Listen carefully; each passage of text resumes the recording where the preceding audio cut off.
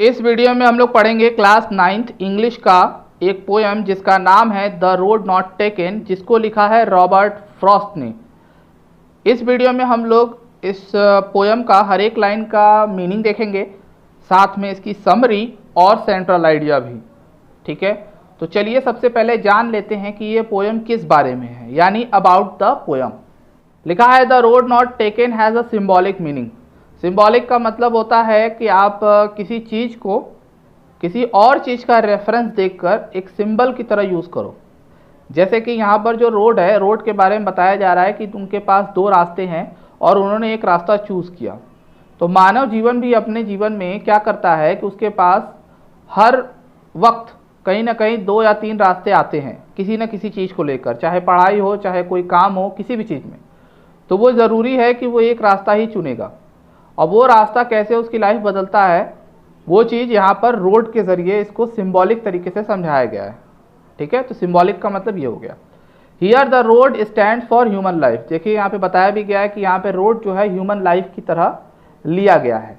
When the road of life is divided into two, जब ये जीवन रूपी सड़क है, जब जीवन रूपी जो सड़क है वो दो भाग में बढ़ जाता है, we find our self in dilemma.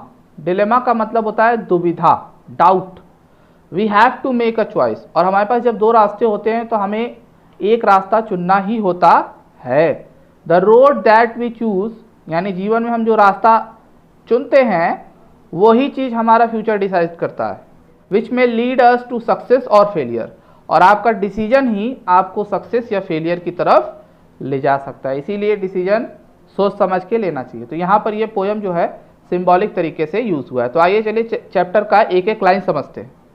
यहाँ पर भी लिखा है this well known poem is about making choices. ये जो पोएम है आपको ये बताता है कि चॉइसेस कैसे लेनी चाहिए, यानी हमें किसी चीज़ को चुनने से पहले सोचना चाहिए। And the choices that shape us, और यही जो हमारा चुनाव है इसी से हम आगे बढ़ते हैं और बनते हैं, बिगड़ते हैं। Robert Frost is an American poet who rights simply. Robert Frost के जितने भी पोएम होते हैं वो जनरली बहुत सिंपल होते हैं बट इनसाइटफुली, लेकिन उसमें बहुत गहराई होती है। अबाउट कॉमन ऑर्डिनरी एक्सपीरियंसेस, यानी एक सामान्य साधारण अनुभव का क्या होता है, गहरा सोच होता है, जो आपको इस पोएम में भी देखने को मिलेगा। चैप्टर का नाम है द रोड नॉट टेकन, यानी रास्ता, यानी वो रोड जो उन्होंने नहीं लिया, पोएट ने। लिखा है to roads diverged in a yellow would. Yellow मतलब होता है पीला, और वुड मतलब यहाँ पर जंगल है। तो जंगल में जो पेड़ पौधे हैं उनके पत्ते पीले हो रहे हैं और वो धीरे धीरे झड़ रहे हैं। तो यहाँ पे कह रहा है कि एक जंगल है जो पतझड़ है वहाँ पर, और वहाँ पर दो रास्ते डाइवर्स्ड यानी बटे हुए हैं। And sorry I could not travel both, और सॉरी का मतलब यहाँ पे है कि मैं दुख से ये कह रहा हूँ, आई कुड नॉट कि मैं दोनों रास्तों पर, बोथ मतलब दोनों रास्तों पर ट्रैवल नहीं कर सकता। एंड बी वन ट्रैवलर, मैं एक अकेला यात्री हूँ। लॉन्ग आई स्टूड, और मैं यहाँ पर अकेले ही खड़ा हूँ। And look down as far as I could. अब देखो लुक डाउन का मतलब मैं देख रहा हूँ, एज फार एज जितनी दूर तक हो सके मैं देख सकूँ। To where it bent, bent मतलब मुड़ना, अंडर ग्रोथ मतलब पेड़ पौधे और झाड़ियाँ। जब कोई रास्ता देखिए सीधा जा रहा होता है तो वो जब मुड़ता है तो पेड़ पौधे और झाड़ियों में छुप जाता है। तो वही चीज़ कह रहे हैं कि मैं देख रहा हूँ जितनी दूर हो सके, और वो जहाँ पर मुड़ रहा है वहाँ पेड़ पौधों में अंडर ग्रोथ यानी पेड़ पौधे और झाड़ियों में छुप जा रहा है। तो मैं वहाँ तक देख रहा हूँ कि मैं समझ सकूँ कि ये रास्ता मुझे कहाँ ले जाएगा। तो जीवन में भी ऐसा ही आता है कि आपके पास दो रास्ते होते हैं और आप सोचते हो कि इस रास्ते पर चलेंगे तो क्या क्या हो सकता है, लेकिन एक समय बाद वो भी आपको समझ में नहीं आता कि उसके बाद क्या।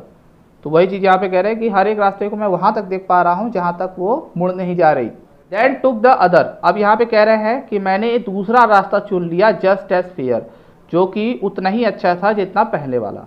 And having perhaps the better claim, और यहाँ पे कह रहे हैं परहैप्स मतलब शायद ये दूसरा वाला पहले से बेहतर भी है। यहाँ पे पहले कह रहे हैं कि पहले जैसा ही है, लेकिन कह रहे हैं शायद बेहतर भी है। Because it was grassy and wanted wear. Grassy का मतलब घास उसमें बहुत उगे हुए हैं, और वॉन्टेड वियर मतलब उस पर कोई चला नहीं है, यानी जब घास जमी होती है और उस पर कोई ज़्यादा चलता फिरता नहीं है तो घास बड़े बड़े रहते हैं और पता चल जाता है कि इस पर ज़्यादा कोई चलता नहीं है। तो यहाँ पे वही चीज़ कह रहा है कि मैंने दूसरे वाले को बेहतर थोड़ा सा इसलिए समझा, परहैप्स द बेटर, क्योंकि वो ग्रासी और वांटेड बियर है, यानी उस पर कोई चला नहीं है और घास जमे हुए है उस पर। Though as for that passing there, यद्यपि, दो मतलब यद्यपि, जब मैं उस पर आगे गुजरा, had worn them really about the same. Worn them मतलब यानी उस पर कोई चल चुका था, यानी वहां पर पद चिन्हों के निशान थे, अबाउट द सेम जैसा कि पहले वाले पर थे। तो यहाँ पर ये कह रहे हैं कि मैंने दो रास्तों में से उस रास्ते पर चुना जिसको लोग कम चुनते हैं, जिस पर लोग कम चलते हैं, लेकिन जब मैं उसमें आगे गया तब मुझे पता चला कि इस पर भी बहुत सारे लोग आ चुके हैं जैसा कि पहले वाले रोड पर। ऐसा जीवन में भी होता है, आपके पास दो रास्ते होते हैं तो आप सोचते हो मैं यूनिक रास्ता चुनूं, और जब आप उसको चुनते हो तो आप पाते हो कि उस रास्ते पर भी बहुत सारे लोग चल चुके हैं। वही चीज़ यहाँ पर बता रहा है। नेक्स्ट स्टेंजा है, and both that morning equally ले, यानी कह रहे उस सुबह, जिस सुबह पे वो उस दो रास्तों के बीच पे खड़े हैं, तो वहाँ पे बता रहा है कि इक्वली ले इन लीव्स, वहाँ पर बराबर मात्रा में पत्तियाँ दोनों रास्तों पर गिरी हुई हैं। Had trodden black, trodden black का मतलब जब पत्तियाँ कुचल जाती हैं तो वो ब्लैक हो जाती हैं, जब पत्तियों के ऊपर कोई चलता है तो वो पत्तियाँ ब्लैक हो जाती है। तो वही चीज़ यहाँ पे कह रहा है कि हैड ट्रॉडन ब्लैक। और oh I kept the first for another day, अब यहाँ पे कह रहे हैं कि मैं अब तो एक दूसरा वाला रास्ता चुन चुका हूँ, अब मैं जो पहला वाला रास्ता है, फर्स्ट वाला जो रास्ता है, मैं उसको किसी दूसरे दिन के लिए रख देता हूँ। Yet knowing how way Leeds on two way, अब यहाँ पे कह रहा है नोइंग, लेकिन मैं जानता हूँ कि जो रास्ते होते हैं उन रास्तों पर चलने से और रास्ते निकल आते हैं। मतलब वो दूसरे रास्ते पे गए थे, अब उसमें जब आगे बढ़ेंगे तो वहाँ पे भी दो रास्ते मिल सकते हैं, तो वो जान रहे हैं कि आगे चल के उन्हें और भी रास्ते मिलेंगे। आई डाउटेड, और यहाँ कह भी रहे हैं कि मुझे संदेह है, if I should ever come back, क्या मैं कभी यहाँ पर आना चाहिए या मैं कभी आ पाऊँगा, यहाँ पर कहना ये है। कुल मिला जुला के यहाँ पर कह रहे हैं कि मैंने जो दूसरा रास्ता चुना हुआ है उस पर भी इक्वली यानी उतने ही पत्ते बिखरे हुए थे जैसे कि पहले वाले पर, है ना। एंड हैड ट्रॉडन ब्लैक, और जब आगे गए तो उन्होंने देखा कि उस पर भी पद चिन्हों के निशान हैं, ठीक है, पद चिन्हों के निशान हैं, और उन्होंने सोचा चलो पहले वाले रास्ते पर किसी और दिन चला जाएगा। लेकिन वो जान रहे हैं कि आगे चल के उन्हें और भी रास्ते मिलने वाले हैं, और उन्हें संदेह है कि क्या वो कभी वापस आ भी पाएंगे या नहीं। जीवन में एक रास्ता अगर आप चुन लोगे तो वापस आने का मौका नहीं मिलता है। अब आप सोचते हो कि हो सकता है कि ये नहीं करेंगे तो वो कर लेंगे, लेकिन एक बार जिस रास्ते पर आप चल पड़ते हो तो बहुत मुश्किल होता है वापस आके दूसरे रास्ते पर चलना। वो यहाँ पर पोएट यही बता रहे हैं। आखिरी स्टेंजा है, I shall be telling this with a sigh somewhere ages and ages hence. Hence मतलब होता है भविष्य में, एजेस एंड एजेस मतलब कई सालों, युगों युगों बाद। अब युगों युगों तक तो वो जिंदा रहेंगे नहीं, लेकिन कई सालों बाद ऐसा समझो। और समवेयर मतलब कहीं पर। आई शैल टेलिंग मैं कह रहा होऊंगा, विथ अ साई लंबी सांस लेकर, यानी वो कह रहे हैं यहाँ पर कि भविष्य में मैं कई सालों बाद लंबी सांस लेकर ये कह रहा होऊंगा। क्या कह रहा होऊंगा? Two roads diverged in a wood, कि जंगल में मुझे दो रास्ते मिले थे। I took the one less travelled by, और मैंने वो रास्ता चुना जिस पर लोगों ने कम यात्रा किया था। And that has made all the difference, और उसी वजह से मेरे जीवन में आज जो भी आप देख रहे हो वो डिफरेंस पैदा हुआ है। यहाँ पे यही कह रहे हैं कि हमारी चॉइसेस से ही हम बनते हैं और बिगड़ते हैं। तो यहाँ पे वही कह रहे हैं कि भविष्य में जब मैं कहीं पर होऊंगा तो मैं यही कह रहा हूँगा कि मैंने दो रास्तों में से इस रास्ते को चुना जो कम यूज़ किया गया था, और देखिए मैं जो हूँ वो उसी रास्ते और उस चॉइस की वजह से हूँ।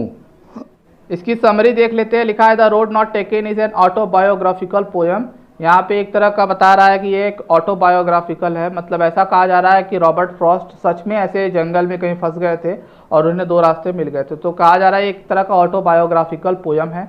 Once the poet came across a junction when his path diverged into two, यानी वो एक ऐसी जगह पे पहुंच गए थे, एक ऐसे जंक्शन पे पहुंच गए थे जहां पर रास्ता दो भागों में बटा हुआ था। And he had to take a decision, और वहां पर उन्हें डिसीजन लेना था कि कौन सा रास्ता वो चुनेंगे, which road to take.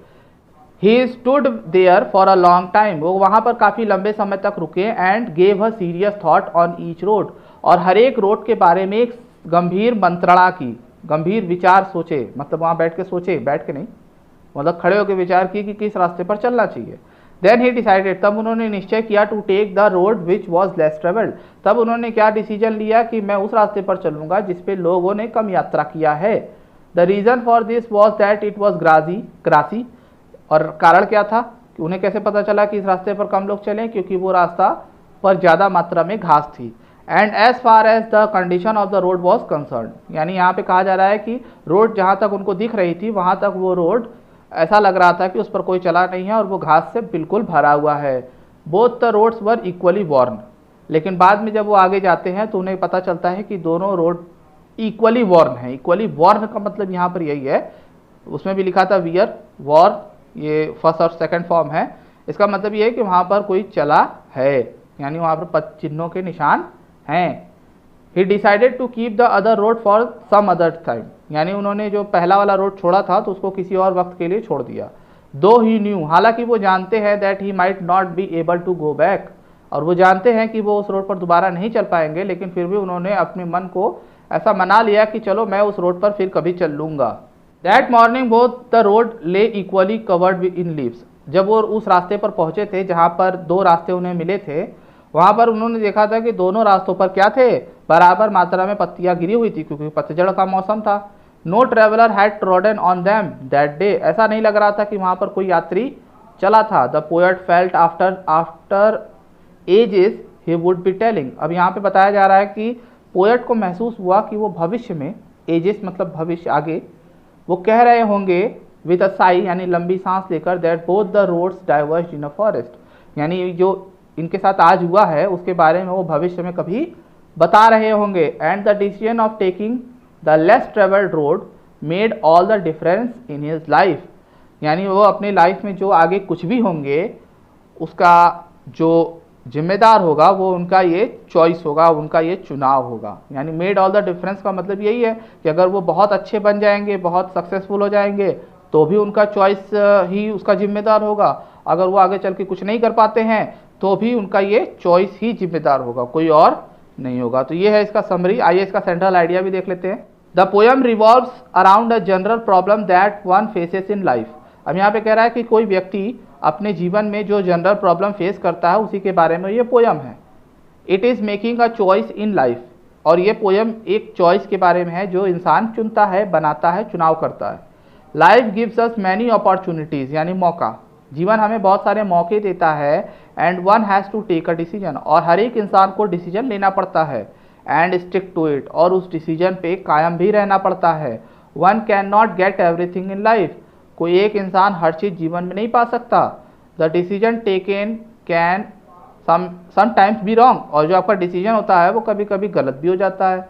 But the choices has to be made, लेकिन चॉइसेस तो आपको करनी पड़ती है, चुनाव तो आपको करना पड़ता है, भले ही वो आगे चल के सही हो गलत हो, लेकिन चॉइस लेना पड़ता है, डिसीजन लेना पड़ता है। The choice affects our life, ये हमारे जीवन पर प्रभाव भी डालता है। But the step once taken can not be retraced, कह रहा है कि एक बार जिस रास्ते पर हम चल पड़ते हैं, यानी एक बार जिस और हम कदम बढ़ा लेते हैं उस पर हम वापस नहीं आ सकते। यहाँ पर यही कह रहा है, रिट्रेस्ड यानी उस पर हमें दोबारा चलने का मौका नहीं मिलेगा। एक बार आप जीवन में एक दौर से गुजर जाओगे तो वापस वो चीज़ करने का मौका नहीं मिलेगा। तो ये था सेंट्रल आइडिया।